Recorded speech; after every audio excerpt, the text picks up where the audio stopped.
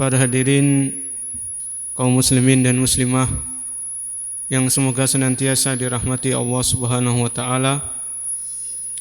Alhamdulillah pada siang hari ini kita masih diberikan banyak sekali kenikmatan. Kita masih diberikan nikmat iman, nikmat Islam, nikmat sehat, nikmat waktu luang, dan nikmat-nikmat yang lain yang sangat banyak. Yang dimana dengan nikmat-nikmat tersebut kita bisa hadir di tempat yang mulia ini dengan tujuan yang mulia. Kita hadir di salah satu rumah di antara rumah-rumah Allah Subhanahu wa taala, dan kita hadir untuk satu tujuan yang mulia, yaitu thalabul ilm, untuk memperdalam ilmu agama kita. Semoga Allah Subhanahu wa taala mencatat langkah-langkah kita ke tempat ini sebagai pemberat timbangan kita sebagai pemberat timbangan amal kebaikan kita di hari kiamat. Dan semoga Allah Subhanahu wa taala menganugerahkan kepada kita ilmu yang bermanfaat sebagai bekal ketika kita kembali kepada Allah Subhanahu wa taala. Tidak lupa kami mengucapkan terima kasih jazakumullahu khairan kepada Takmir atau DKM Masjid Al-Badar dan juga rekan-rekan dari Surabaya Mengaji dan seluruh hadirin semuanya yang ikut serta dalam acara kali ini. Para hadirin yang dirahmati oleh Allah Subhanahu wa taala, kita akan membahas sebuah tema, yaitu hati yang bersih. Iya, benar ya. Kalau salah tolong diingatkan saya. Jadi tema yang akan kita bahas adalah hati yang bersih atau hati yang selamat. Ya, hati yang selamat dalam bahasa Arabnya dikenal dengan qalbun salim. Ya, dalam bahasa Arab hati yang selamat itu disebut dengan qalbun salim. Sebelum jauh melangkah membahas tentang hati yang selamat, tentunya perlu kita ketahui kenapa kita perlu membahas masalah hati. Ya, jadi hati selamat ini kan pembahasan hati. Pembahasan hati itu seringnya biasanya termasuk tazkiyatun nafas, pensucian jiwa. Jadi perlu kita ketahui bersama para hadirin sekalian, kenapa atau mengapa kita perlu mengkaji masalah yang berkaitan dengan hati. Ya. Kenapa kita perlu membahas atau mempelajari hal-hal yang berkaitan dengan hati, termasuk hati yang selamat? Jawabannya di dalam sebuah hadis yang diriwayatkan oleh Al-Imam Bukhari dan Imam Muslim dari seorang sahabat yang bernama An-Nu'man bin Bashir. Rasulullah sallallahu alaihi wasallam bersabda, "Ala wa inna fil jasadi mudghah." Ketahuilah di dalam tubuh manusia itu ada segumpal daging. Idza salahat salahal jasadu kulluh. Kalau segumpal daging ini baik, maka anggota tubuh yang lain akan ikut baik. Kemudian Nabi melanjutkan, wa idza fasadat. Tapi kalau segumpal daging ini rusak, bermasalah, berpenyakit, fasadal jasadu kulluh, maka anggota tubuh yang lain akan ikut bermasalah, akan ikut rusak. Ala wahyal qalbu. Ketahuilah segumpal daging itu adalah hati. Jadi di dalam hadis tersebut, para hadirin yang dirahmati Allah Subhanahu wa taala, Rasulullah alaihi salatu wassalam beliau memberikan perumpamaan. Beliau memberikan permisalan bahwasanya hati itu seperti seorang raja. Hati itu seperti seorang pemimpin. Kalau hati ini baik, hati ini sehat, hati ini selamat, maka insya Allah anggota tubuh yang lain akan ikut selamat. Kedua mata, kedua telinga, lisan, tangan, kaki, ini semuanya akan ikut selamat, akan ikut baik. Namun sebaliknya, kalau hati itu bermasalah, hati itu berpenyakit, hati itu kotor, hati itu rusak, bisa dipastikan anggota tubuh yang lain akan ikut rusak. Ya, itu tadi yang disebutkan oleh Nabi Muhammad SAW tentang pentingnya membahas seputar hati. Karena hati ini adalah raja. Kemudian di dalam hadis yang lain, hadis riwayat Muslim dari Abu Hurairah, dari Rasulullah SAW, beliau bersabda, Inna Allaha la yanduru ila ajsamikum wala ila suwarikum walakin yanduru ila qulubikum. Yang artinya sesungguhnya Allah tidak melihat kepada bentuk tubuh kalian. Ya, apakah tubuh kita itu kekar, apakah tubuh kita itu kurus, apakah tubuh kita itu gemuk, tinggi, pendek, itu tidak dilihat oleh Allah Subhanahu wa taala. Tidak diperhatikan oleh Allah Subhanahu wa taala. Inna Allaha la yanduru ila ajsamikum wala ila suwarikum. Dan Allah tidak memperhatikan bentuk rupa kalian. Apakah ganteng atau kurang ganteng, apakah cantik atau kurang cantik, itu tidak diperhatikan oleh Allah Subhanahu wa taala. Kemudian Nabi mengatakan, walakin yanduru ila qulubikum. Akan tetapi Allah Subhanahu wa taala melihat isi-isi hati kalian. Allah Subhanahu wa taala memperhatikan isi-isi hati kalian. Hadis riwayat Muslim. Di dalam hadis tersebut juga para jamaah, Rasul sallallahu alaihi wasallam mengingatkan dan menjelaskan kepada kita tentang kedudukan hati. Bahwasanya seorang muslim, seorang muslimah sudah sepantasnya benar-benar memperhatikan masalah hati. Jangan kita fokus memperbaiki tubuh kita, ya mungkin yang misalnya mohon maaf yang mungkin tubuhnya itu gemuk kemudian pengen kurus, ya itu boleh-boleh saja.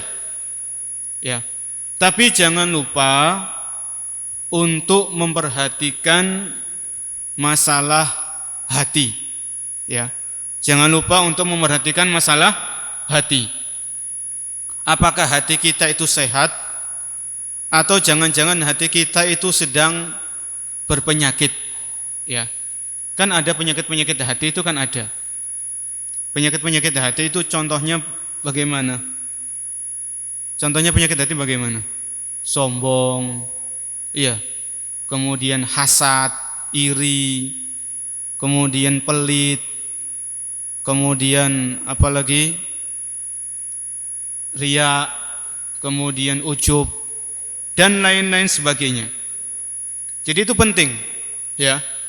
Kalau misalnya ada di antara kita anggota tubuhnya itu sakit, ya misalnya kita sakit kepala, atau misalnya kita sakit gigi, atau kita sakit perut, maka biasanya kita itu cepat-cepat cari obat kan gitu ya, beli obat, pergi ke apotek, atau misalnya beli jamu atau beli herbal, ya supaya kita diberikan kesembuhan. Karena yang memberikan kesembuhan itu Allah Subhanahu wa taala. Adapun obat itu cuma perantara. Ya. Itu kalau anggota tubuh kita sakit, kita enggak nyaman. Kita pengen cepat sembuh. Bagaimana kalau hati kita yang sakit? Jangan-jangan ada di antara kita hatinya sedang sakit tapi dia santai-santai saja. Tapi dia acuh tak acuh, dia enggak peduli. Karena dia tidak tahu hatinya sedang sakit. Ya. Karena tidak ada medical check up untuk hati ya. Adanya kan medical check up untuk kesehatan tubuh ya. Kalau kita pergi ke medical check up untuk ngecek hati kita apakah ria atau tidak, itu enggak ada. Jadi kita yang harus sering-sering introspeksi diri, sering-sering muhasabah dan lain sebagainya. Itu tadi mukadimah, itu tadi pengantar mengapa kita perlu membahas tentang hati. Karena hati itu adalah raja, karena hati adalah pusat perhatian Allah Subhanahu wa taala terhadap hamba-hambanya. Jadi jangan disepelekan. Kemudian kita masuk kepada inti materi, yaitu qalbun salim, hati yang selamat. Ya, hati yang selamat. Pembahasan tentang hati yang selamat itu disebutkan oleh Allah Subhanahu wa taala di dalam Al-Qur'an. Allah Subhanahu wa taala telah menjelaskan tentang hati yang selamat itu di dalam Al-Qur'an, yaitu di dalam surat Asy-Syu'ara. Surat Asy-Syu'ara ayat 88 dan ayat 89. Ya. Surat Asy-Syu'ara ayat 88 dan ayat 89. Yaitu ayat yang berbunyi, Allah berfirman, yauma la yanfa'u malu wala banun. Pada suatu hari yang dimana hari itu tidak bermanfaat lagi harta dan anak-anak. Pada suatu hari, yaitu di hari kiamat, hari yang sangat agung, hari yang sangat dahsyat, yauma la yanfa'u malu wala banun. Pada suatu hari yang tidak bermanfaat, pada hari itu harta yang dikumpulkan, harta yang dimiliki dan juga anak-anak.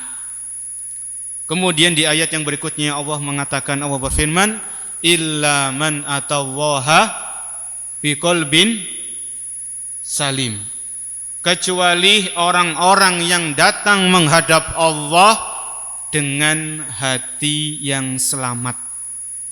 Dengan hati yang selamat. Jadi ini di antara ayat-ayat Al-Qur'an yang menjelaskan kepada kita tentang pentingnya hati yang selamat. Ya, diingat-ingat nama surat dan nomor ayatnya supaya nanti kalau sampai di rumah, pulang ke rumah bisa dibaca lagi dan dibuka-buka lagi. Di dalam ayat tadi kita bahas ayat tersebut ya. Allah berfirman, yauma la yanfa'u malu wala banun. Pada hari kiamat tidak bermanfaat harta dan anak-anak. Ya. Jadi harta yang kita kumpulkan, harta yang kita miliki, harta yang kita simpan, harta yang kita bangga-banggakan, itu tidak akan bisa mendatangkan manfaat bagi kita di hari kiamat. Begitu pula anak. Ya, bagi para hadirin sekalian yang dikaruniai oleh Allah anak yang kita miliki, ya, anak yang kita bangga-banggakan, itu juga tidak akan memberikan manfaat kepada kita di hari kiamat. Sebagaimana ayat ini, yauma la yanfa'u malu wala banun. Jangankan di hari kiamat ya. Jangankan di hari kiamat, ketika seseorang itu meninggal dunia, kalau kita pernah ikut mengantarkan jenazah, entah itu dengan jalan kaki, kalau kuburannya itu dekat, entah kita itu naik motor, kalau jenazahnya itu ditaruh ambulan, karena kuburannya jauh, Kalau kita perhatikan para jemaah, ketika kita mengantarkan jenazah sampai di pemakaman, sampai di kuburan, ya. Kemudian kuburan sudah siap karena sudah digali dan jenazah itu dimasukkan ke liang kubur. Setelah itu ditutup dengan tanah. Ya. Kemudian apa yang terjadi? Jenazah itu pun ditinggal sendirian. Keluarganya pulang, anak-anaknya pulang, teman-temannya pulang, tetangganya pulang, hartanya pulang. Kalau jenazah itu punya mobil ya, atau punya motor. Biasanya kalau yang mati kan masuk ambulan ya, jenazahnya masuk ambulan. Tapi mobilnya digunakan oleh siapa? Digunakan oleh keluarganya untuk mengantarkan jenazah yang punya mobil tadi. Sampai yang punya mobil, yang punya motor ini dikubur, kemudian ditutup dengan tanah, kemudian didoakan seperlunya. Setelah itu jenazah ini ditinggal sendirian. Semuanya pulang. Ya. Kalau jenazahnya seorang suami, istrinya pulang. Istrinya kalau ikut ngantarkan ya, kalau nggak ikut ngantarkan nggak masalah. Ya. Karena yang ngantarkan itu biasanya laki-laki. Anak-anaknya pulang, semuanya pulang. Sahabat sejatinya pulang. Jadi itu ketika seseorang sudah meninggal. Belum hari kiamat, ini belum hari kiamat. Hari kiamat belum tiba. Kita nggak tahu dan kita yakin hari kiamat itu pasti terjadi. Cuman kita tidak tahu, hanya Allah yang tahu kapan kiamat itu terjadi. Ya. Jadi jenazah itu sendirian. Yang bersama jenazah itu hanya amal kebaikan atau amal keburukannya. Ya. Jadi omong kosong kalau ada suami istri ngomong sehidup semati itu omong kosong. Ya. Jangan percaya, nggak mungkin ada seorang istri mati suaminya mau masuk ke kuburan, itu nggak ada ceritanya. Dalam kehidupan manusia yang normal itu belum ada cerita kalau istri meninggal suaminya itu mau dikubur bersama istrinya, itu nggak ada. Bahkan istrinya meninggal hari Ahad, hari Senin suaminya menikah lagi, boleh-boleh saja. Wong istrinya belum meninggal suaminya nikah lagi aja boleh. Ya. Jadi para jemaah ini kembali kepada pembahasan kita. Di dalam ayat tadi Allah mengingatkan supaya apa sih? Supaya kita itu jangan terlalu tertipu dengan harta dan anak gitu loh. Ya. Silakan Anda punya harta, silakan Anda bekerja, silakan Anda berniaga, bisnis. Ya, mau jadi dosen, mau jadi guru, mencari nafkah, mencari harta yang halal, silakan. Tapi jangan terpedaya. Tapi jangan sampai rakus atau tamak. Tapi jangan sampai ditimpa pelit atau kikir. Silakan cari harta. Islam membolehkan kita untuk mencari harta. Karena ada berbagai macam ibadah yang tidak mungkin dikerjakan kecuali dengan harta. Zakat, sedekah, umroh, haji, bangun masjid. Itu kan ibadah-ibadah yang sifatnya menggunakan harta. Berkurban, ya, dan lain-lain sebagainya. Tapi ingat, ya, harta itu tidak akan bermanfaat bagi kita di hari kiamat. Kecuali harta-harta yang kita gunakan untuk sedekah di jalan Allah Subhanahu wa taala, itu akan kita dapatkan pahalanya. Kemudian wala banun, dan tidak bermanfaat bagi itu pada hari itu anak-anak. Ya. Anak laki-laki maupun anak perempuan. Di dalam ayat ini Allah menjelaskan banun.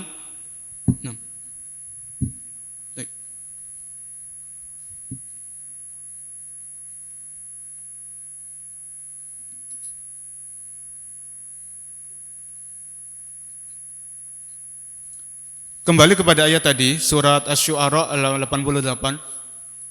Wala banun. Tidak bermanfaat pada hari itu anak laki-laki. Ya, termasuk juga anak perempuan. Ini menunjukkan juga kepada kita agar jangan sampai kita tertipu dan terpedaya dengan anak-anak kita. Ya. Silakan kita memiliki anak. Karena naluri ya, fitrahnya manusia, fitrahnya seorang bapak, itu senang kalau punya anak laki-laki. Bukannya kita meremehkan anak perempuan, tidak ya. Semuanya adalah karunia, semuanya adalah anugerah dari Allah Subhanahu wa taala. Tapi ada orang-orang tertentu, terutama seorang ayah, seorang bapak, itu senang kalau dia dikaruniai anak laki-laki. Senangnya bukan main. Ya. Tapi ingat, anak tersebut tidak akan bermanfaat bagi orang tuanya di hari kiamat. Sebagaimana ayat ini, yauma la yanfa'u malu wala banun. Jangankan di hari kiamat, ketika bapaknya meninggal, anaknya pulang kembali. Ya. Anaknya pulang ke rumahnya. Bahkan yang sangat menyedihkan itu apa? Orang tuanya meninggal pagi hari, sore hari anaknya itu bertengkar rebutan warisan. Ya, ini kan sangat menyedihkan. Ini bapaknya baru saja dikubur. Ya, tanah kuburannya itu belum kering. Kalau bahasa kita, itu anaknya sudah eker-ekeran, sudah tukaran, sudah enggak saling menyapa karena rebutan apa? Warisan. Ya. Ya, kalau anak itu sudah rebutan warisan, bagaimana mereka akan mendoakan orang tuanya? Kan begitu. Padahal di antara amalan yang terus mengalir pahalanya itu apa? Doa anak yang soleh, yang mendoakan kedua orang tuanya. Ya, termasuk anak soleha ya. Bukan hanya laki-laki saja, walaupun anak perempuan yang mendoakan kedua orang tuanya itu pahalanya mengalir terus. Ya. Ini menunjukkan kepada kita para orang tua untuk bersungguh-sungguh berdoa kepada Allah, minta agar dikaruniai anak yang soleh dan anak yang soleha. Sungguh-sungguh serius berdoa kepada Allah Subhanahu wa taala, minta kepada Allah. Ya. Kemudian kita sebagai orang tua berusaha mendidik putra-putri kita dengan pendidikan yang benar. Pendidikan yang sesuai dengan agama Islam. Ya. Jadi doa itu penting. Kemudian baru berikhtiar, usaha. Kita sekolahkan anak-anak kita dengan sekolah agama, masukkan ke pondok kalau perlu, agar mereka kelak menjadi investasi bagi orang tua, terutama ketika orang tua itu sudah meninggal dunia. Jadi kembali kepada ayat ini, Asy-Syu'ara 88, Allah mengingatkan yauma la yanfa'u malu wala banun. Pada suatu hari, di hari kiamat tidak akan bermanfaat harta dan anak-anak. Bahkan di hari kiamat itu para jemaah, kan kita baca di surat Abasa ya. Yauma yafirrul mar'u min akhi. Pada suatu hari seseorang itu lari dari saudaranya. Yauma yafirrul mar'u min akhi wa ummihi wa abi. Dia lari dari ibu dan bapaknya. Wa sahibatihi wa bani. Dia lari dari istri dan anaknya. Lari. Ya. Yauma yafirrul mar'u min akhi wa ummihi wa abi wa sahibatihi wa bani. Kemudian Allah mengatakan likulli imri'in minhum yauma idin sya'nu yuhni. Setiap orang pada hari itu memikirkan nasibnya masing-masing. Sudah enggak sempat mikirkan orang lain. Ya, mikir awake dewi-dewi. Gimana supaya bisa selamat? Gimana supaya bisa terhindar dari neraka, itu mikir. Ya. Itu semuanya lari. Ada ulama tafsir yang mengatakan ya, ketika seseorang itu lari dari ibu bapaknya, seseorang lari dari istri dan anaknya, itu karena takut dimintai pertanggungjawaban. Misalnya ada seorang suami, seorang bapak, ya, seorang kepala keluarga. Ketika di dunia seorang bapak ini enggak becus mendidik anak-anaknya. Anak-anaknya enggak ada yang mau sholat. Anak-anaknya tidak taat kepada Allah Subhanahu wa taala karena keteledoran dari si bapak. Maka si bapak ini ketika dia sadar dia itu teledor, enggak becus dalam mendidik putra-putrinya, maka di hari kiamat dia akan lari dari anaknya supaya enggak ditagih sama anaknya. Kenapa dulu kamu di dunia enggak ngajari saya agama, enggak ngajari saya baca Al-Qur'an? Itu takut. Itu ada ulama tafsir yang menafsirkan seperti itu. Yauma yafirrul mar'u min akhi. Seseorang lari dari saudaranya. Takut ditagih terhadap hak-haknya dan sebagainya. Kemudian para jamaah yang dirahmati oleh Allah Subhanahu wa taala, kemudian Allah mengatakan illa man atallaha biqalbin salim. Kecuali orang-orang yang datang menghadap Allah dengan qalbun salim, dengan hati yang selamat. Dengan hati yang selamat. Kalau begitu apa yang dimaksud dengan hati yang selamat? Nah, ini kan inti pembahasan kita di sini. Apa yang dimaksud dengan hati yang selamat di dalam ayat tersebut? Seorang ulama yang terkenal yaitu Al-Imam Ibnu Katsir rahimahullahu taala, di dalam kitab beliau Tafsirul Qur'anil Azim, beliau membawakan perkataan Al-Imam Mujahid dan Al-Hasan Al-Basri. Jadi kalau Bapak Ibu sekalian, para hadirin sekalian, buka tafsir Ibnu Katsir, kemudian Bapak Ibu sekalian mendapatkan nama Mujahid. Ini adalah seorang ahli tafsir, murid dari Abdullah bin Abbas, sahabat Nabi SAW dan sepupu beliau. Jadi seorang ulama yang namanya Mujahid itu mentafsirkan ayat tadi illa man atallaha biqalbin salim, kecuali orang-orang yang datang menghadap Allah dengan hati yang selamat. Maksudnya kata beliau minasyirki, yaitu selamat dari kesyirikan. Ya. Jadi hati yang selamat itu kata para ulama tafsir seperti Imam Mujahid, yaitu hati yang bersih, hati yang selamat dari segala macam bentuk kesyirikan. Ini perkataan Al-Imam Mujahid. Kemudian ada ulama yang lain, yaitu seorang ulama yang bernama Abu Utsman An-Naisaburi. Abu Utsman An-Naisaburi, masih di dalam tafsir Ibnu Katsir. Beliau mengatakan yang dimaksud dengan qalbun salim, al-qalbul khali minal bid'ati al-mutmainnu ila sunnah, yaitu hati yang bersih dari virus bid'ah, hati yang bersih dari segala noda-noda, dari amalan-amalan yang tidak dicontohkan dan tidak ditunjukkan oleh Rasul sallallahu alaihi wasallam. Al-mutmainnu ila sunnah, yaitu hati seseorang yang tegar di atas sunnah. Ini perkataan Abu Utsman An-Naisaburi. Dari dua perkataan ini para jamaah, perkataan Al-Imam Mujahid, kemudian perkataan Abu Utsman An-Naisaburi, kita bisa menyimpulkan bahwasanya hati yang selamat itu adalah hati yang bersih dari kesyirikan dan noda-noda bid'ah. Dan hal ini berhubungan erat dengan syarat diterimanya ibadah. Syarat diterimanya ibadah kan yang pertama ikhlas, yang kedua sesuai dengan petunjuk dan tuntunan Rasul sallallahu alaihi wasallam.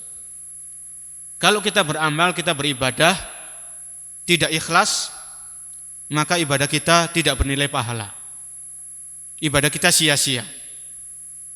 Kalau kita beribadah, ternyata ibadah kita tidak ada contohnya, tidak ada tuntunannya dari Rasulullah dan para sahabat, maka hasilnya juga sama, hasilnya akan sia-sia.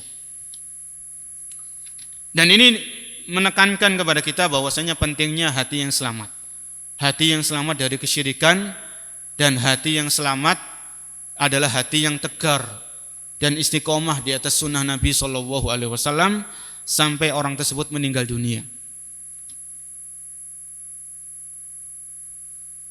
Kemudian ada ulama yang lain yang mengatakan, yaitu Sa'id bin Musayyib, Sa'id ibn al-Musayyib, masih di dalam tafsir Ibnu Katsir. Yang dimaksud dengan hati yang selamat, qalbun salim, huwa al-qalbus sahihu qalbul mu'min, li'anna al-qalbal kafiri wal munafiqi marid. Hati yang selamat itu adalah hati yang dimiliki oleh orang-orang yang beriman. Itu kata Al-Imam Ibnul Musayyib, hati yang dimiliki oleh orang-orang yang beriman. Kenapa demikian? Beliau mengatakan Karena hatinya orang-orang kafir, hatinya orang-orang munafik itu hatinya berpenyakit. Ya, sebagaimana Allah berfirman, fi qulubihim maradun fazadahumullahu marada. Di dalam hati mereka ada penyakit. Ya. Hatinya orang-orang munafik itu ada penyakit keraguan. Ya. Fazadahumullahu marada. Maka Allah tambahkan penyakit di dalam hati-hati mereka. Ini pendapat yang ketiga tentang hati yang selamat. Hati yang selamat itu hatinya orang-orang yang beriman, yang bersih dari sifat-sifat kemunafikan. Ya. Kemudian para jamaah yang dirahmati dan diberkahi oleh Allah Subhanahu wa taala, kita beralih kepada ayat yang lain tentang qalbun salim.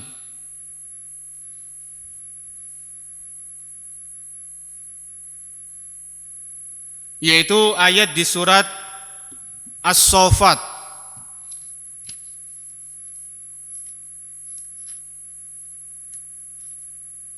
Surat As-Saffat ayat 84. Kalau tadi surat Asy-Syu'ara 88 dan 89, sekarang kita beralih ke surat As-Saffat ayat nomor 84. Di situ Allah menyebutkan tentang qalbun salim. Yaitu Allah berfirman, Idja'a rabbahu biqalbin salim. Idja'a rabbahu, yaitu ketika Nabi Ibrahim itu datang kepada Tuhannya, biqalbin salim, dengan membawa hati yang selamat. Ya.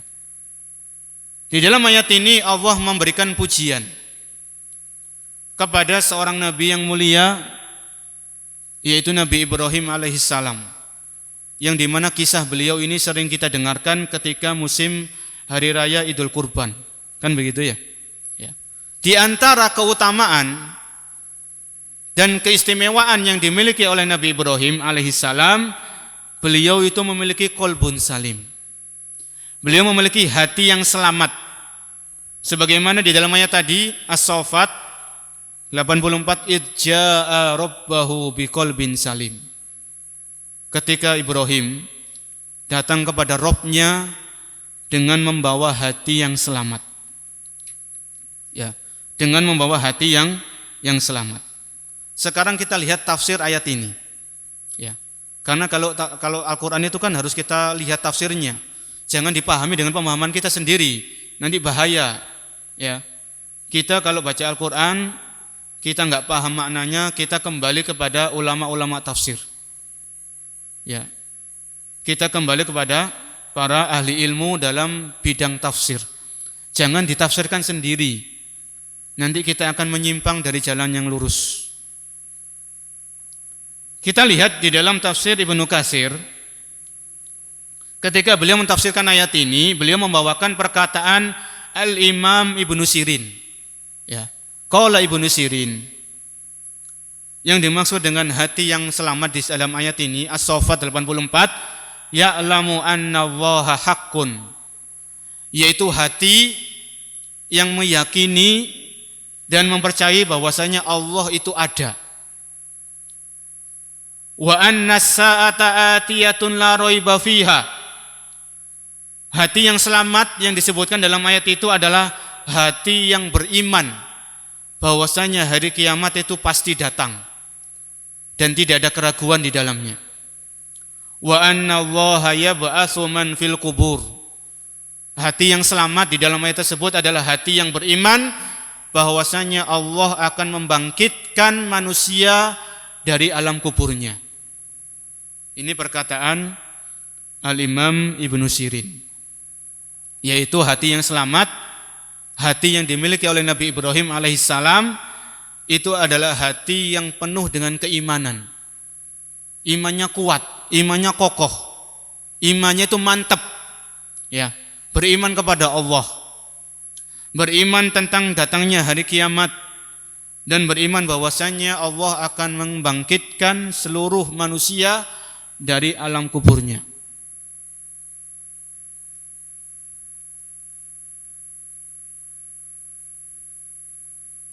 Kemudian kita beralih kepada tafsir yang lain, yaitu tafsir Syekh As-Sa'di, Syekh Abdurrahman bin Nasir As-Sa'di. Beliau mentafsirkan ayat tadi, yaitu di dalam surat As-Saffat ayat 84, yaitu beliau mengatakan wa min salamatihi annahu salimun min hisyil khalqi wa hasadihim wa ghairu dzalika min masawil akhlaq. Hati yang selamat itu adalah hati yang berisi kejujuran. Ya. Hati yang bersih dari penipuan terhadap makhluk. Ya. Penipuan terhadap manusia. Wa hasadihim, dan hati yang bersih dari penyakit hasad kepada manusia. Dan hati yang bersih dari akhlak-akhlak yang tercela. Ya, saya ulangi perkataan Syekh As-Sa'di. Beliau mengatakan hati yang selamat itu adalah hati yang bersih dari berbagai macam bentuk penipuan. Ya. Hati yang bersih dari sifat iri, dengki, hasad kepada orang lain.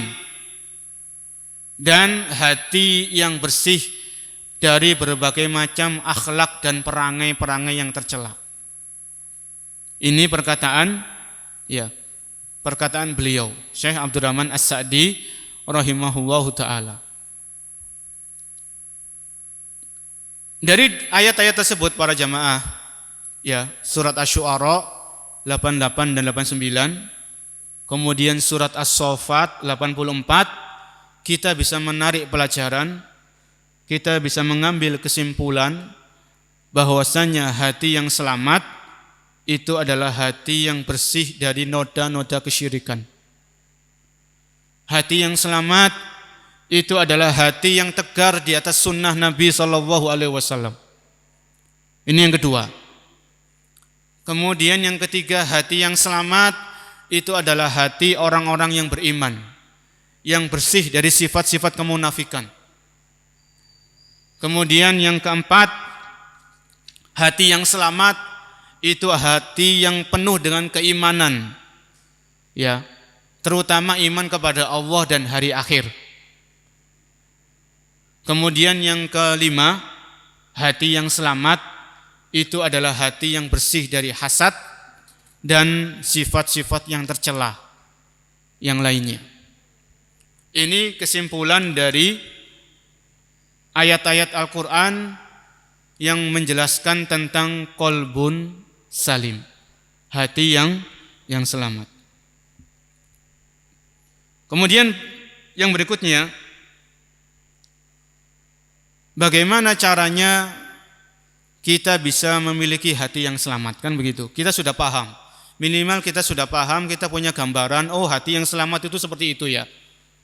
Oh ternyata hati yang selamat yang disebutkan oleh Allah di dalam Al-Quran itu maknanya seperti ini, seperti ini, seperti ini. Itu kita sudah punya gambaran. Kemudian yang berikutnya, bagaimana caranya agar kita bisa memiliki hati yang selamat. Karena dengan hati yang selamat itulah kita akan menghadap Allah Subhanahu wa taala cepat atau lambat.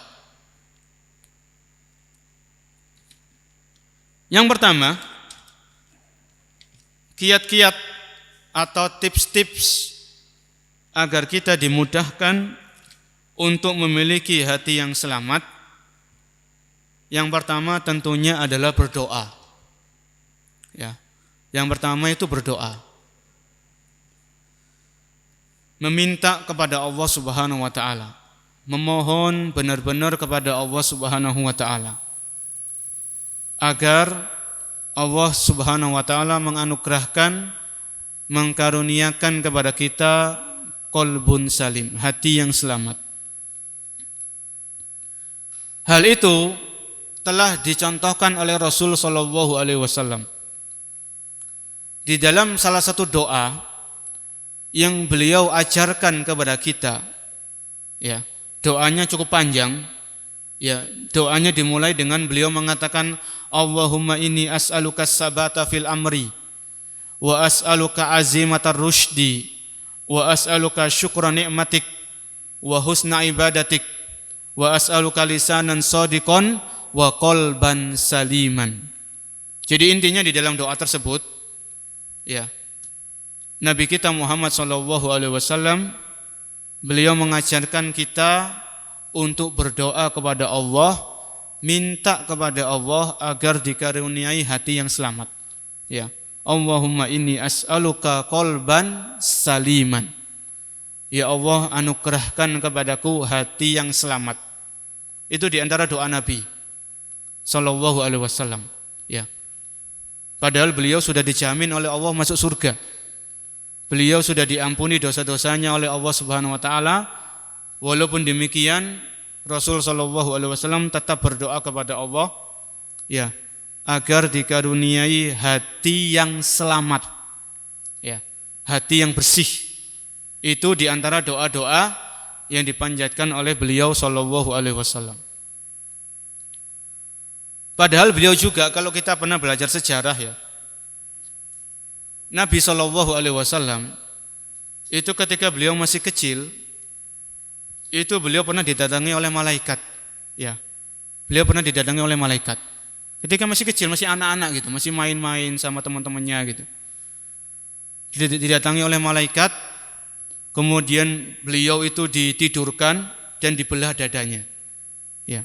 Kemudian diambil kotoran-kotoran hati, penyakit-penyakit hati itu diambil sama malaikat, dibersihkan, kemudian dimasukkan lagi dalam keadaan bersih. Itu ada di buku-buku sirah. Nanti bisa dicek ya. Ya. Sampai ada seorang sahabat itu yang pernah melihat bekas jahitan di dada Nabi sallallahu alaihi wasallam. Ini Nabi. Beliau hatinya itu sudah dibersihkan oleh Allah Subhanahu wa taala. Ya. Oleh karena itu Nabi kita sallallahu alaihi wasallam beliau adalah orang yang tawadhu, orang yang rendah hati, bukan orang yang sombong. Ya. Beliau adalah orang yang pemaaf, bukan orang yang pendendam. Ya. Beliau adalah orang yang dermawan, bukan orang yang pelit. Ya. Karena beliau dijaga oleh Allah Subhanahu wa taala, hati beliau sudah dibersihkan semenjak beliau itu masih kecil, belum diangkat menjadi seorang nabi. Walaupun demikian para jamaah, ya tetap beliau minta kepada Allah di antara doa beliau, wa as'aluka qalban salima. Ya Allah, aku mohon kepadamu hati yang selamat. Ya, hati yang selamat. Kemudian yang kedua, itu cara yang pertama ya, tips yang pertama agar kita bisa memiliki qalbun salim. Yaitu senantiasa memohon dan berdoa kepada Allah Subhanahu wa taala.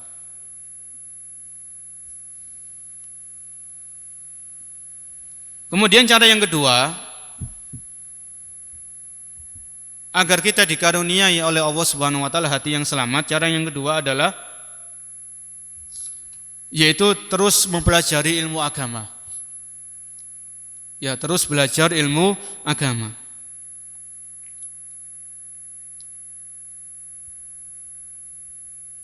Kenapa demikian?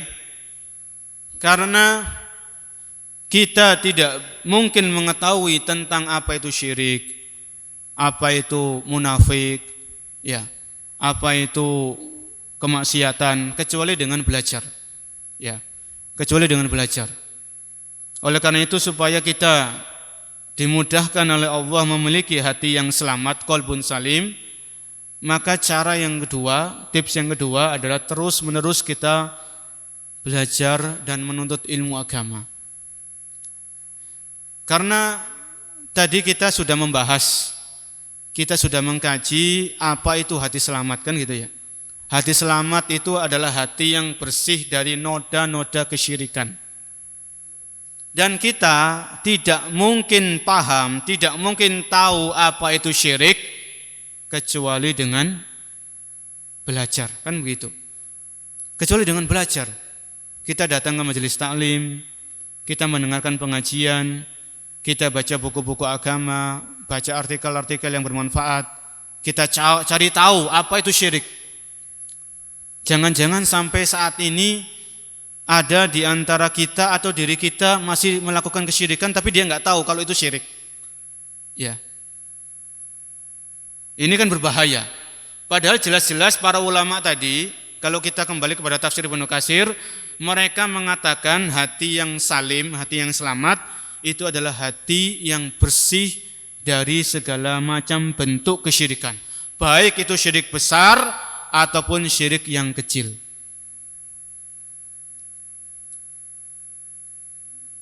Hal itu menuntut kita untuk mau belajar. Harus cari tahu apa itu kesyirikan, apa itu syirik. Ya. Karena syirik dalam agama kita itu berbeda dengan syirik dalam bahasa Indonesia, kan gitu ya. Kalau dalam bahasa Indonesia, Pak, kamu jangan syirik dong gitu kan. Syirik itu kan kayak hasad gitu ya. Enggak suka sama kita, kamu jangan syirik.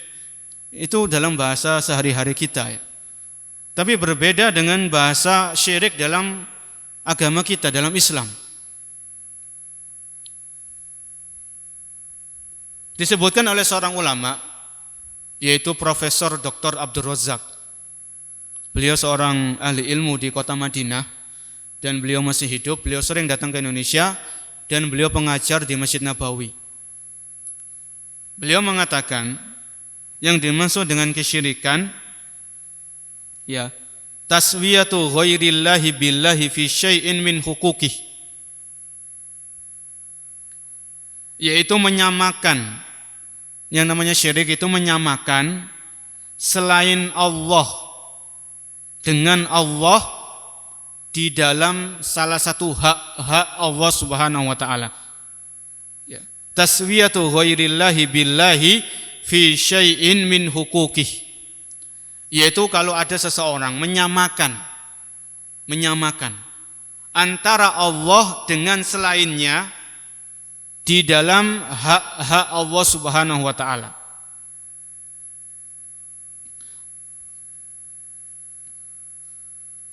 Ini termasuk definisi kesyirikan.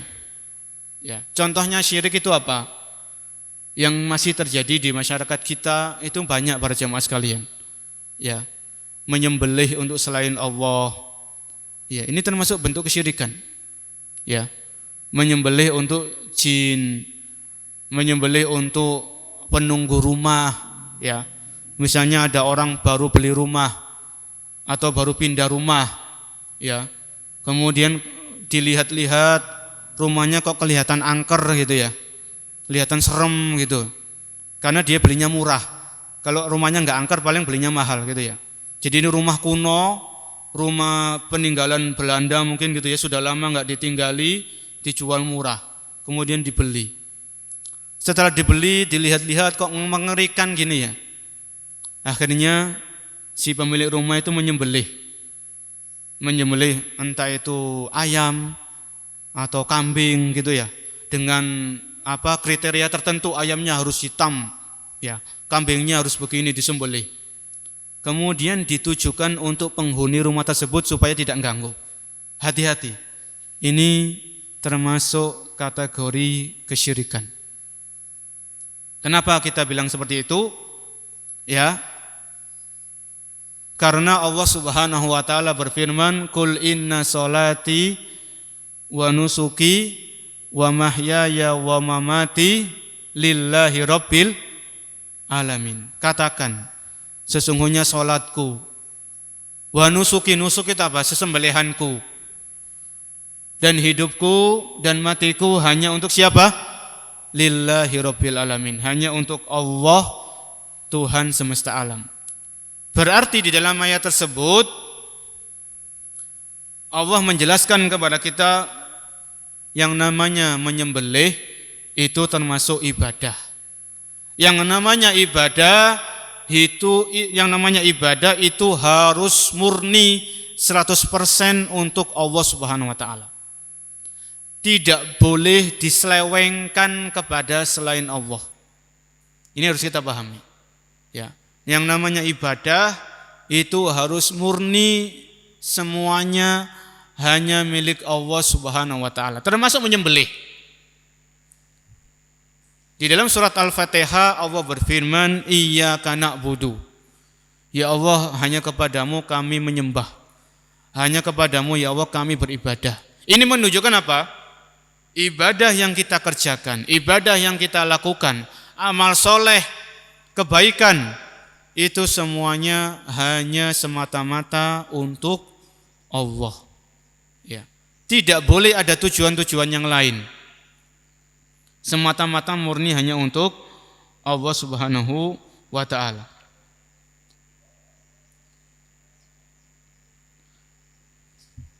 Contoh kesyirikan yang lain, ya. Contoh kesyirikan yang lain selain menyembelih untuk selain Allah Subhanahu wa taala, bernazar. Ya, bernazar untuk selain Allah. Bernazar untuk selain Allah. Nazar itu ibadah. Ya. Contohnya seandainya Allah menyembuhkan penyakit saya berjanji untuk menyembelih kambing untuk wali fulan. Ya, wali siapa misalnya, wali A, wali B, wali C, untuk sunan A, sunan B, sunan C, ini hati-hati, itu kesyirikan. Ya. Karena bernazar itu termasuk ibadah. Yang namanya ibadah hanya untuk Allah Subhanahu wa taala. Kemudian termasuk kesyirikan apa? Bersumpah dengan selain nama Allah. Bersumpah dengan selain Allah Subhanahu wa taala. Misalnya ada orang ngomong demi Ka'bah. Ya, itu enggak boleh. Demi Masjidil Haram, itu enggak boleh. Demi Nabi Muhammad SAW, itu enggak boleh. Ya. Yang namanya sumpah itu harus dengan nama Allah Subhanahu wa taala. Demi Allah, ya. Atau dengan sifat-sifat Allah Subhanahu wa taala itu boleh. Ya. Sebetulnya banyak sekali para jamaah sekalian, banyak sekali bentuk-bentuk kesyirikan, ya, yang masih banyak dilakukan oleh sebagian dari saudara-saudara kita. Sebagian dari masyarakat-masyarakat kita itu masih banyak mempercayai adanya hari sial, bulan-bulan sial, ya. Kemudian mempercayai adanya angka-angka sial. Ini bau-bau kesyirikan. Memakai jimat, memakai kalung, gelang, ya, untuk tolak bala, itu juga termasuk bentuk-bentuk kesyirikan kepada Allah Subhanahu wa taala. Dan juga apa? Termasuk kesyirikan adalah meminta-minta kepada orang yang sudah mati. Ya. Minta-minta kepada orang yang sudah meninggal dunia. Itu termasuk kategori kesyirikan yang bisa menodai hati yang selamat. Ya. Misalnya ada orang, ya, datang ke kuburan, datang ke makam, kemudian dia minta-minta kepada orang yang sudah mati tadi. Ya. Minta-minta kepada orang yang sudah mati, wahai misalnya siapa, wahai fulan, ya, saya mau ujian tengah semester, saya mau ujian akhir nasional, saya lagi daftar kerja, tolong, ya, tolong saya didoakan agar saya diterima kerja, tolong saya didoakan agar rezeki saya lancar, tolong saya didoakan agar jodoh saya gampang. Itu hati-hati. Itu termasuk bentuk-bentuk kesyirikan, yaitu berdoa kepada selain Allah Subhanahu wa taala. Menjadikan orang-orang yang sudah meninggal sebagai perantara antara kita dengan Allah, itu termasuk kategori kesyirikan yang bisa menodai hati-hati kita. Lantas bagaimana kalau kita mau berdoa, langsung saja berdoa kepada siapa? Kepada Allah Subhanahu wa taala. Karena di dalam Al-Qur'an Allah Subhanahu wa taala berfirman, "Ud'uni astajib lakum." Yang artinya apa? Mintalah kalian kepadaku. Ini Allah mengatakan langsung, Allah berfirman. Jadi mintalah kalian kepadaku, yaitu kepada Allah. Tanpa perantara. Astajib lakum, maka akan aku kabulkan permintaan-permintaan kalian. Di dalam ayat tersebut Allah dengan jelas, dengan gamblang berfirman agar kita hamba-hambanya langsung berdoa kepadanya tanpa ada perantara. Ya, langsung minta. Ya, langsung minta kepada Allah Subhanahu wa taala. Bangun di sepertiga malam terakhir. Kemudian kita berdoa antara azan dan iqamah. Kemudian ketika turun hujan, ya, berdoa, minta kepada Allah kebutuhan kita, kebutuhan dunia dan akhirat, minta langsung kepadanya. Jangan minta-minta kepada orang yang sudah meninggal dunia. Masa kalah sama anak kecil? Anak kecil para jamaah, anak kecil ya. Anak yang belum balik. Itu kalau bapaknya meninggal, anak kecil ini minta uang kepada siapa? Kepada ibunya. Enggak mungkin minta kepada apa? Bapaknya lagi. Jadi enggak mungkin anak itu datang ke kuburan bapaknya, dia minta uang kepada bapaknya, karena bapaknya sudah mati. Ya, ini anak kecil, masih fitrahnya masih lurus. Dia enggak minta kepada orang yang sudah meninggal. Dia mintanya kepada yang masih hidup. Ya. Ini diantara contoh-contoh bentuk-bentuk kesyirikan. Yaitu ada pembahasan tersendiri ya. Apalagi di zaman seperti ini masih ada kesyirikan-kesyirikan yang sering dilakukan. Syirik kontemporer itu juga ada. Ya. Ada syirik-syirik kontemporer itu ada. Sesuai dengan perkembangan zaman. Beberapa waktu yang lalu saya baca berita, ada orang yang terkena corona, positif. Ya, positif corona, positif COVID-19. Kemudian seorang ibu-ibu ya, seorang wanita kalau nggak salah, dia lari dari rumah sakit, lari dari karantina, kabur gitu ya, kabur. Ternyata dia pergi ke dukun. Pergi mana? Ke dukun. Ini kan menunjukkan, ini salah satu contoh ya, salah satu contoh yang nyata bahwasannya masih ada di antara masyarakat kita yang belum paham tentang apa itu syirik. Ya. Dan kesyirikan ini lebih bahaya daripada COVID-19. Bukan berarti kita meremehkan COVID-19 ya. Tapi bahaya syirik ini jauh lebih besar daripada penyakit-penyakit yang ada. Bahaya syirik itu lebih besar daripada zina, daripada riba, daripada durhaka kepada orang tua. Bahaya syirik lebih besar daripada korupsi dan sebagainya. Semuanya sama-sama dosa besar. Tapi syirik adalah dosa besar yang paling besar, nomor 1. Tidak ada yang mengalahkan kebesaran dari dosa syirik. Bahkan kalau ada orang meninggal dunia, kemudian dia belum bertaubat dari kesyirikan yang dia lakukan, maka orang tersebut diancam kekal di dalam neraka. Ya.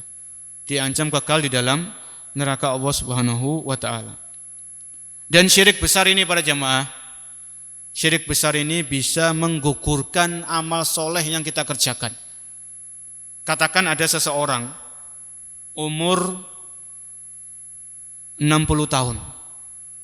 Umur 60 tahun. Semenjak orang ini balik sampai usia 59, orang ini ibadahnya rajin, ya, baca Al-Quran, sholat malam, bantu tetangga, bakti sama orang tua, silaturahmi.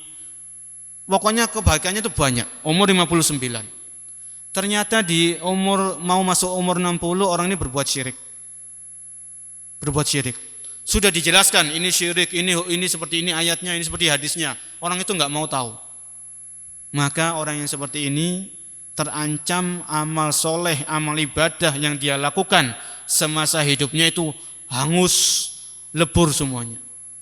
Ya, sebagaimana Allah berfirman, walau asyraku lahabita anhum ma kanu ya'malun. Seandainya mereka melakukan kesyirikan, maka akan terhapus apa-apa yang dahulu mereka kerjakan. Ya. Jadi kembali kepada ilmu. Tips yang kedua tadi kembali kepada ilmu. Kita semangat belajar apa itu kesyirikan, karena jelas hati yang selamat itu adalah hati yang bersih dari kesyirikan. Kemudian termasuk syirik-syirik kecil. Syirik-syirik yang kecil itu bagaimana? Syirik-syirik kecil itu contohnya riya itu ya. Riya, kita beribadah kemudian supaya kita dipuji, supaya kita disebut-sebut namanya, supaya kita terkenal, supaya kita dapat popularitas, supaya kita dapat kedudukan. Ya, ini termasuk syirik-syirik kecil. Ya, itu berbahaya. Itu berbahaya. Syirik-syirik kecil ini juga berbahaya karena itu menghalangi kita untuk memiliki qalbun salim, memiliki hati yang bersih. Apa itu riya? Kemudian apa itu ujub? Ya, itu ada pembahasan tersendiri. Intinya kalau kita mau hati yang selamat, pelajari itu semuanya. Apa itu syirik-syirik kecil? Apa itu syirik-syirik besar? Apa definisinya? Ya, kemudian bagaimana bisa menghindarinya? Itu ada pembahasan tersendiri. Termasuk syirik-syirik yang masih tersebar. Ya, itu ucapan seseorang seperti ini. Seandainya bukan karena sopir bis itu, mungkin saya sudah kecebur ke jurang. Nah, itu hati-hati. Seandainya kalau bukan karena satpam yang ada di perumahan ini, mungkin perumahan ini sudah banyak yang kemalingan. Nah, itu hati-hati. Ini kelihatannya sepele, tapi ucapan-ucapan seperti itu adalah ucapan yang jelas-jelas berbau kesyirikan. Karena apa? Karena ucapan-ucapan tersebut seolah-olah mengingkari nikmat Allah Subhanahu wa taala. Ya.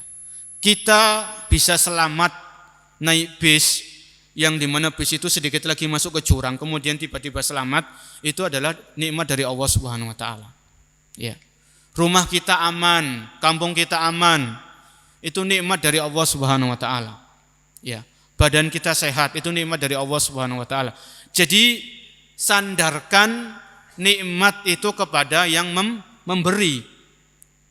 Jadi ucapan yang benar bagaimana? Kalau bukan karena Allah, kemudian karena kepandaian sopir tadi, mungkin saya sudah mati sekarang. Itu baru benar. Jadi kalau bukan karena Allah, kemudian karena kepandaian sopir tadi, kesabarannya, mungkin saya sudah masuk ke jurang dan saya enggak hidup lagi sekarang. Kalau bukan karena Allah, kemudian karena satpam di perumahan ini yang rajin bekerja, kemungkinan perumahan ini sudah kemalingan, ya, dan sebagainya. Itu baru ucapan yang tepat. Kalau bukan karena Allah, kemudian, ya. Jadi ada kata kemudian. Ya. Jangan langsung disandarkan kepada orang. Jangan langsung menyandarkan nikmat kepada orang.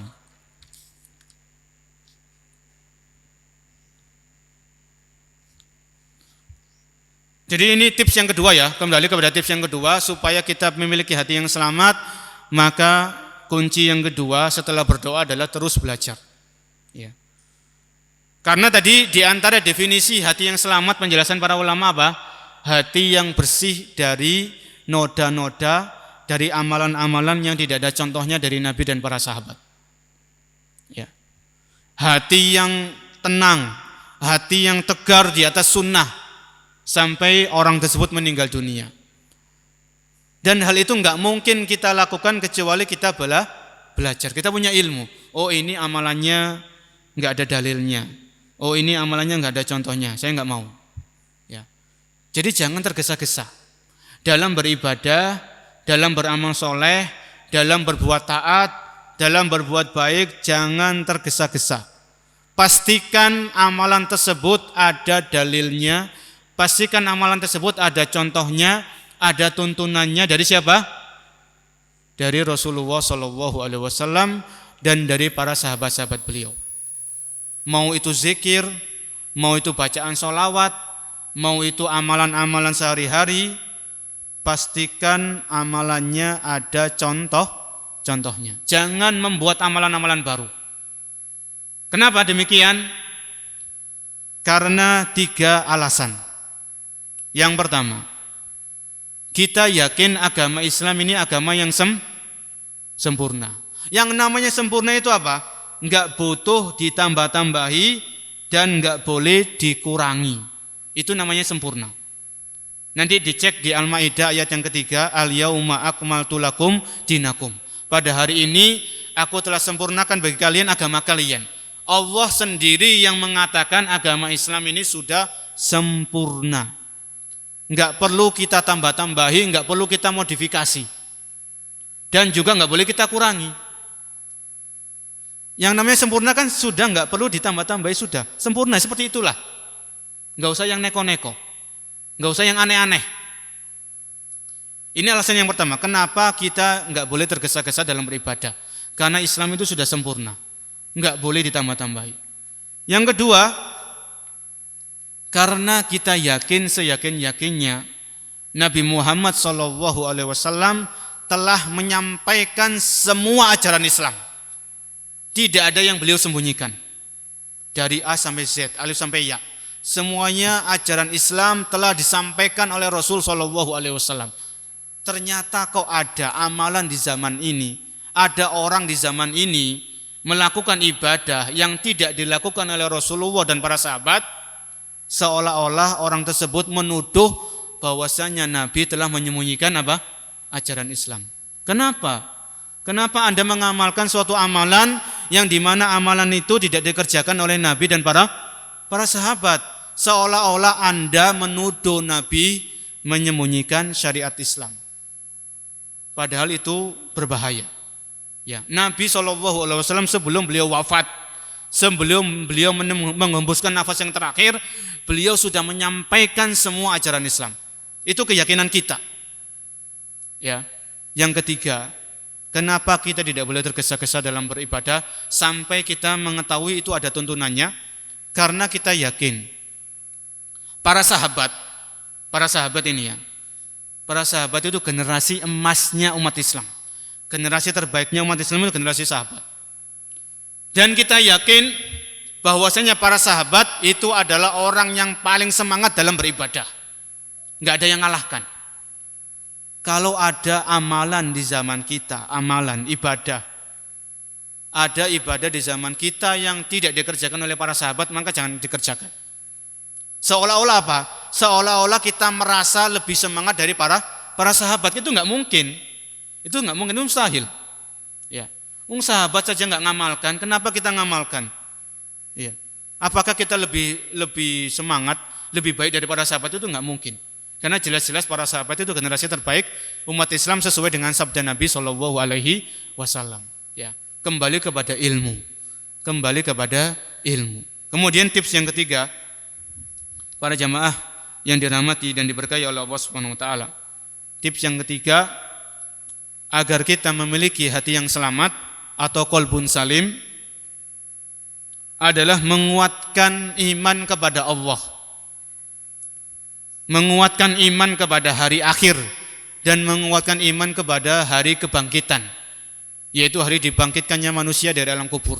Sebagaimana tadi kita bahas ucapan Ibnu Sirin, hati yang selamat itu adalah hati yang memiliki iman yang kuat, ya, iman yang kokoh, iman yang mantap, ya, terutama iman kepada Allah dan iman kepada hari akhir.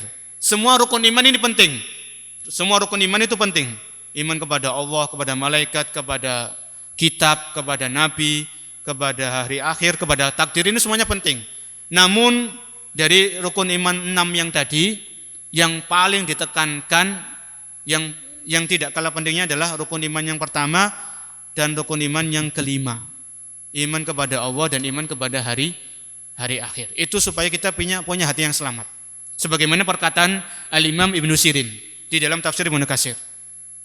Bahkan para jamaah, mungkin ada di antara kita yang hadir pernah mempelajari buku Arba'in Nawawi, ya, hadis-hadis dalam Arba'in Nawawi. Di antara hadis-hadis yang dicantumkan oleh Al-Imam Nawawi, hadis yang ke-15 kalau enggak salah, di situ hadis yang berbunyi, "Man kana yu'minu billahi wal yaumil akhir falyaqul khairan aw liyasmut. Man kana yu'minu billahi wal yaumil akhir falyukrim jarahu." Yang artinya, barang siapa yang beriman kepada Allah dan di hari akhir, hendaklah dia berkata baik atau diam. Barang siapa yang beriman kepada Allah dan hari akhir, hendaklah dia memuliakan tetangganya. Barang siapa yang beriman kepada Allah dan di hari akhir, hendaklah dia memuliakan tamunya. Di dalam hadis tadi, di dalam hadis tersebut, hadisnya hadis yang sahih, Nabi SAW mengulangi berapa kali? Mengulangi sebanyak 3 kali. Barang siapa yang beriman kepada Allah dan hari akhir. Ini menunjukkan apa? Ini menunjukkan adanya nilai khusus, nilai lebih dalam permasalahan iman kepada Allah dan hari akhir. Kalau seseorang, bukan berarti kita meremehkan rukun iman yang lain ya, tidak. Tidak seperti itu. Tetap kita rukun iman ini kita imani semuanya. Tidak boleh kita ingkari satupun. Ya. Namun kalau kita memiliki iman kepada Allah, iman kita kuat, kemudian kita memiliki iman kepada hari akhir, itu akan membentuk akhlak yang baik dalam kehidupan kita. Kenapa kita enggak gampang ngomong? Kita mau ngomong, kita pikir. Kita mau nulis, kita mau update status, kita pikir. Karena nanti kita yakin kan begitu. Nanti ada hari pembalasan. Karena kita yakin Allah menciptakan malaikat-malaikat yang senantiasa mencatat apa yang kita ucapkan dan apa yang kita tulis. Itu berpengaruh para jamaah. Sangat-sangat berpengaruh kalau kita punya iman kuat, terutama iman kepada Allah dan iman kepada hari akhir, itu akan sangat membekas, sangat berpengaruh dalam kehidupan kita sehari-hari. Ya, kita mau melakukan ini, kita mikir, ya. Kira-kira amalan ini bernilai pahala atau tidak? Kira-kira aktivitas ini bernilai pahala atau justru bernilai dosa? Karena kita yakin adanya hari akhir, adanya hari kebangkitan, adanya hari pembalasan. Ya, ya. Bahkan setiap sholat kita diingatkan tentang hari akhir. Ketika kita membaca Maliki Yaumiddin. Apa itu Maliki Yaumiddin? Yaitu Allah yang merajai hari pembalasan. Ya, itu artinya setiap sholat kita membaca ayat tersebut berarti kita diingatkan tentang adanya hari pembalasan. Maka tips yang ketiga tadi, agar kita memiliki hati yang selamat atau qalbun salim, maka kuatkan iman kita kepada Allah. Kuatkan iman kita kepada hari akhir, ya, hari pembalasan. Karena prosesnya panjang. Kalau kita mau berpikir, kalau kita mau merenung, kita di dunia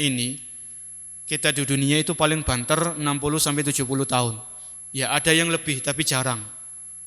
60 sampai 70 tahun itu jangan dikira lama. Ya. Jangan dikira lama, itu sebentar para jamaah. Itu sebentar. Ya. Kalau dibandingkan setelah kita mati nanti kita di alam kubur. Di alam kubur ini kita enggak tahu sampai kapan. Ya. Sampai terjadinya hari kiamat, dan ini hanya Allah yang tahu.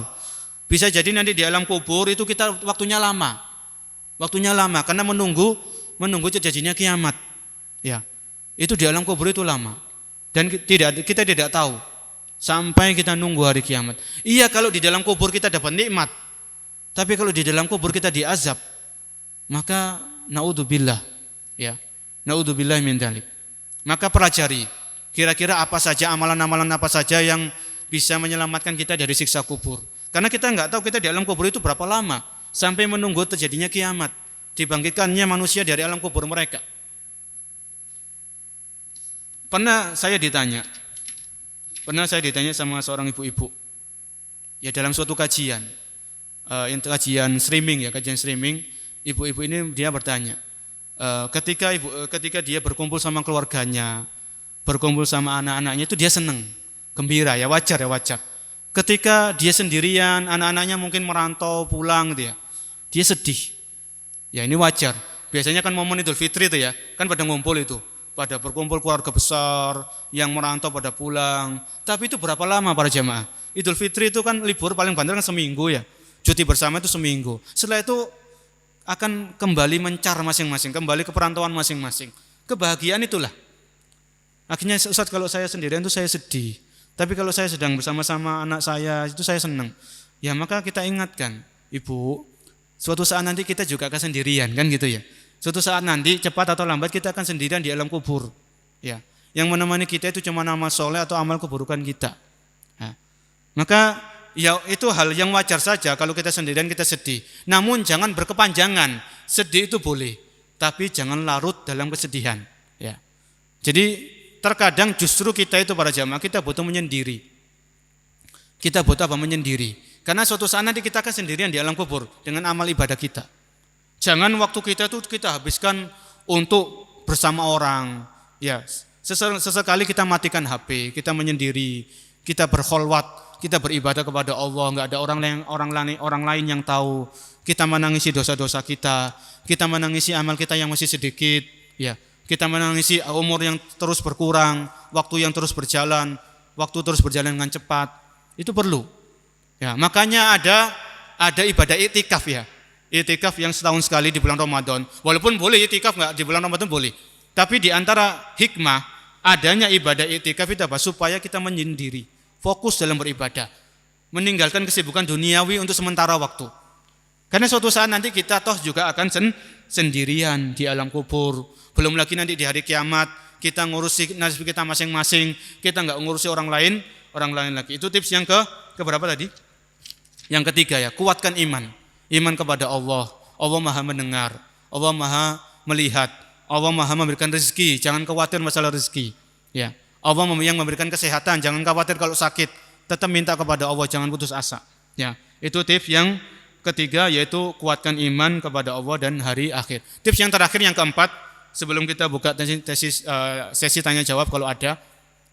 Yang keempat atau yang terakhir, tips yang terakhir adalah berusaha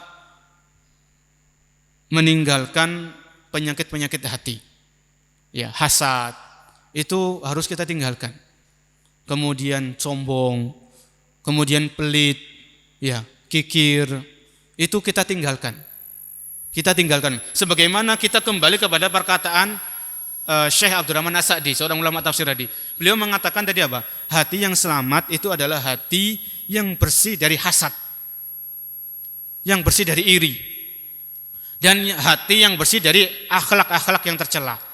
Akhlak yang tercela itu contohnya ya sombong, ya pelit, ya kemudian ujub, kemudian riya, kemudian mengungkit-ungkit pemberian.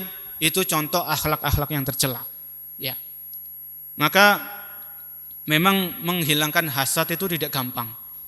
Jangankan kita, ya, para ulama, para ahli ilmu itu mereka masih terkadang terkena hasad. Ya. Bahkan ada sebuah buku itu pernah disebutkan dalam sebuah ceramah, ada sebuah buku yang di situ judulnya Hasadnya Para Ulama. Para ulama saja bisa hasad, bisa iri, apalagi kita penuntut ilmu biasa. Ya, ilmunya masih sedikit.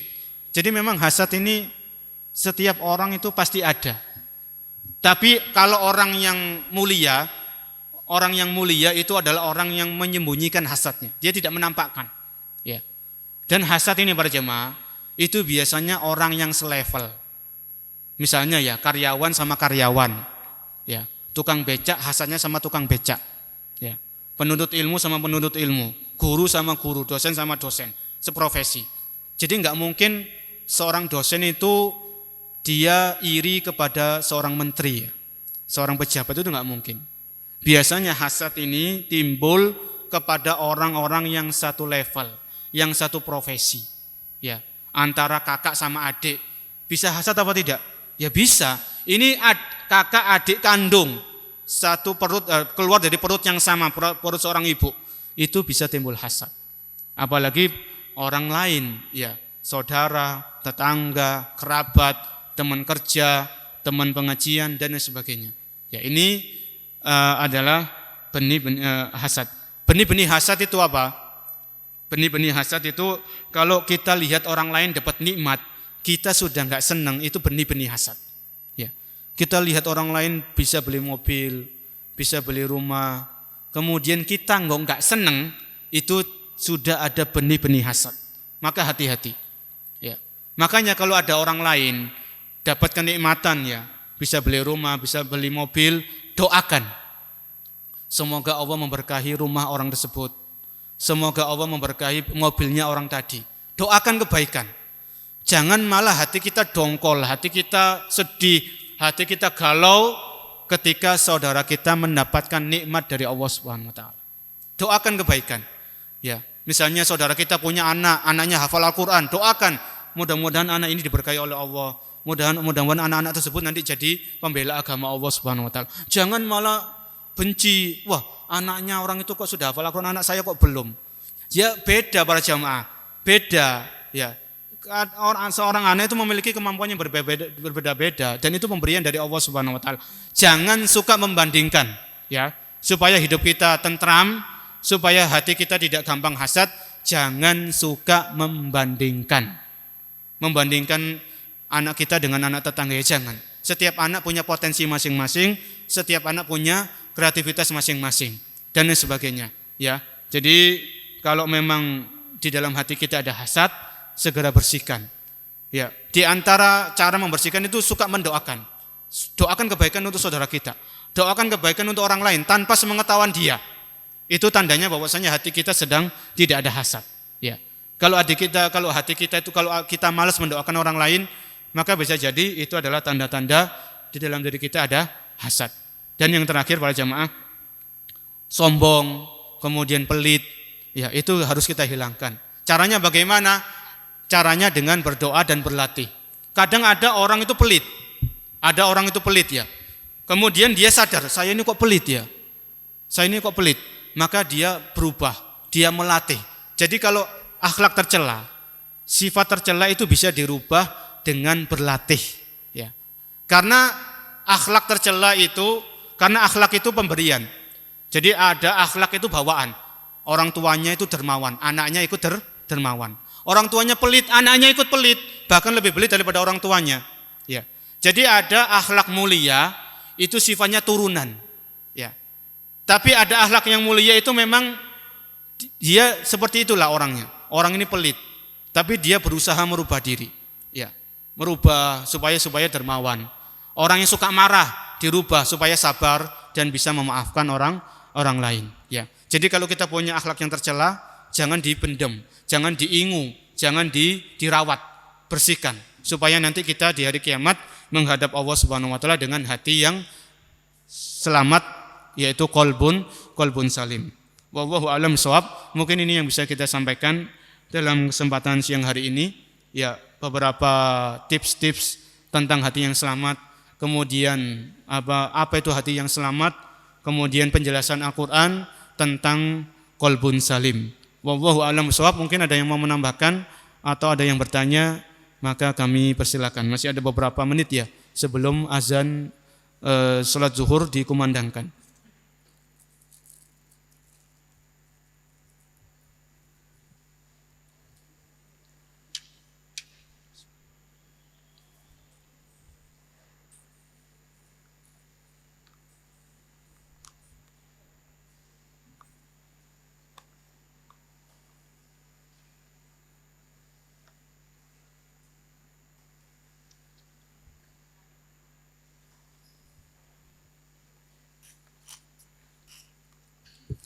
Ada yang tanyakan? Atau mungkin dari ibu-ibu, dari akhwat?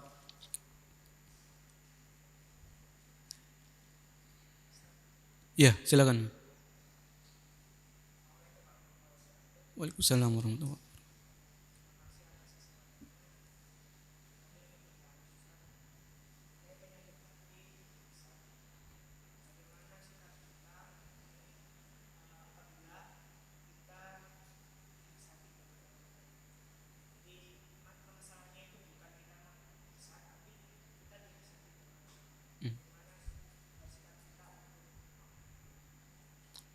Ya sudah.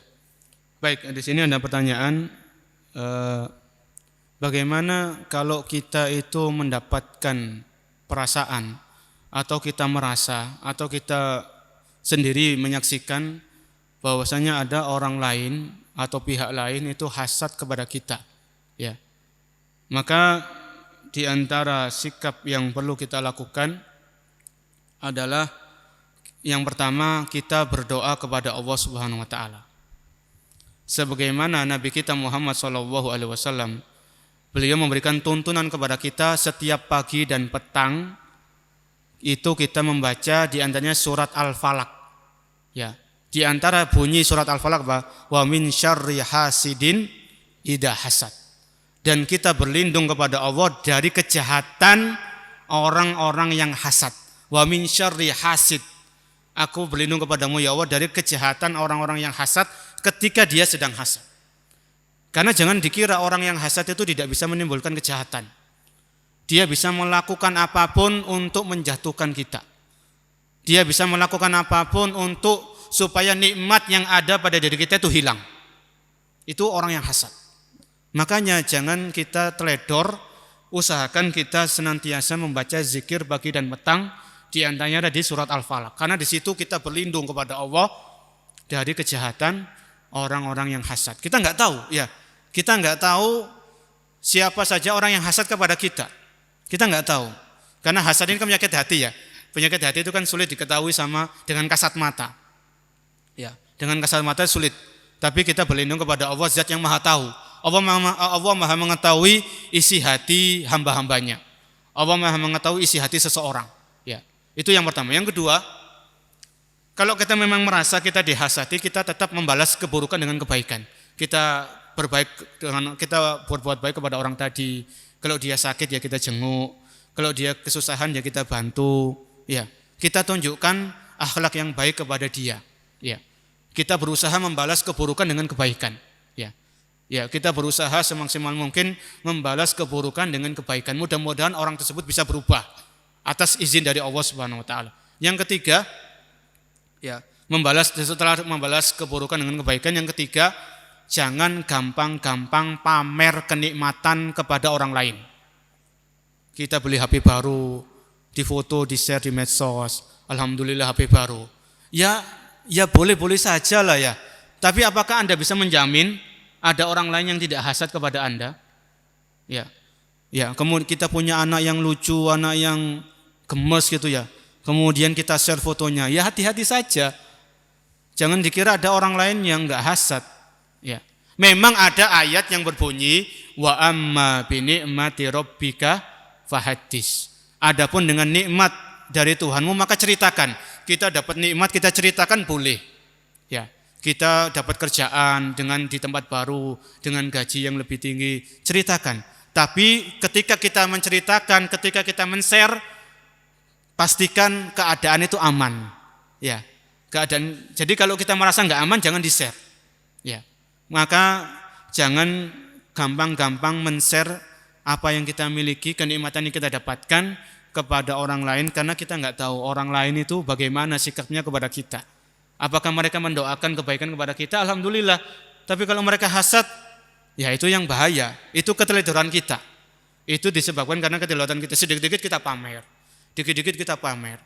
Ya, dan lain sebagainya. Ya itu tadi 3 hal yang bisa kami sampaikan seandainya memang ada orang yang hasad kepada kita. Dan mudah-mudahan kita semuanya dilindungi oleh Allah dari kejahatan orang-orang yang dengki kepada kita. Ya, wallahu alam. Saya kira cukup ya. Karena sudah masuk waktu zuhur, mudah-mudahan kajian yang kita sampaikan ini bermanfaat, terutama bagi pembicara dan bagi para hadirin sekalian. Dan kami mohon maaf tadi agak terlambat ya dimulai acara ini. Dan semoga Allah Subhanahu wa taala menganugerahkan kepada kita hati yang selamat, qalbun salim, hati yang menyelamatkan kita di hari kiamat, di hari kita mengurusi diri kita masing-masing. Ya, orang tua kita enggak mengurusi kita lagi. Istri kita enggak mengurusi kita lagi, ya kita semuanya mikir diri kita masing-masing bagaimana cara selamat dari neraka Allah Subhanahu wa taala. Mudah-mudahan bermanfaat. Kurang lebihnya kami mohon maaf apabila ada kata-kata yang kasar atau kata-kata yang tidak pantas, maka kami mohon maaf sebesar-besarnya. Kita akhiri subhanakallahumma wa bihamdika asyhadu an la ilaha illa anta astaghfiruka wa atubu ilaik. Assalamualaikum warahmatullahi wabarakatuh.